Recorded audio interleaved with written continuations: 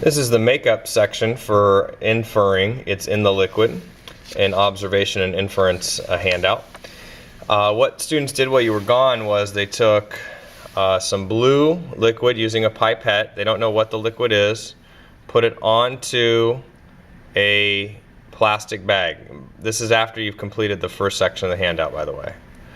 And your job is going to be find the section where you're supposed to make observations about the blue liquid. And I'm just going to move this around with a toothpick, and I'd like you to write down those observations.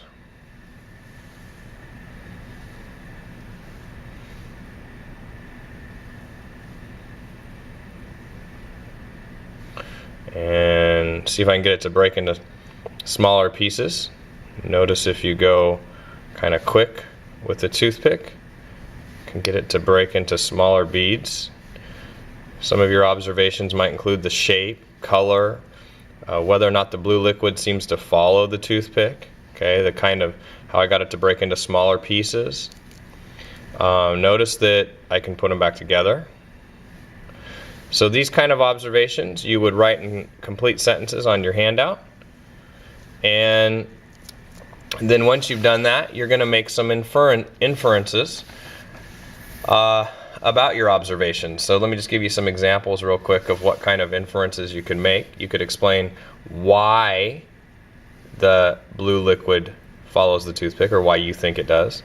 You could explain why it tends to be in a round shape. Notice I can change that shape a little bit, but when they're tiny, they really sort of stick to that shape. Okay, so why do they bead up, in other words? Why would it be blue? What substance do you think it is? Those kinds of things could be in your inferences. Pause the video so you can finish that section up, and then we will go on to the red liquid when you come back. I'm assuming you're back now because you want to see what happens with the red liquid. So I'm going to take about the same amount of the red liquid. I'm just going to move the blue liquid out of view for now. And I'm going to take some of the red liquid, use a pipette here, put about the same amount on. And you're going to do the same thing. You're going to make some observations about the red liquid.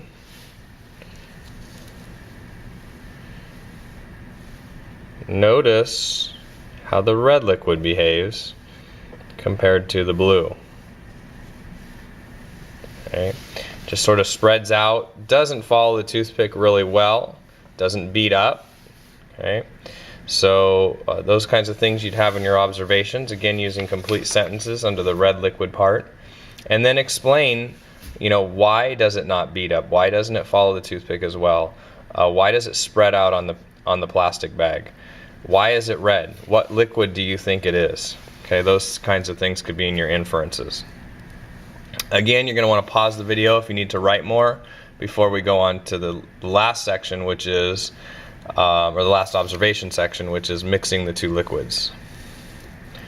Okay, I'm assuming you're back now because you already have your observations and inferences down. The last section is where we're going to mix the two liquids.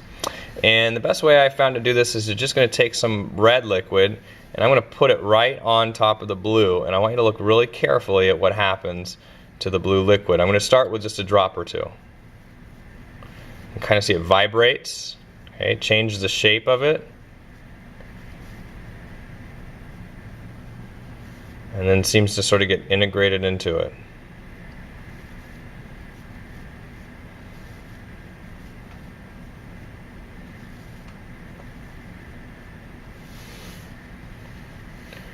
Maybe one more drop.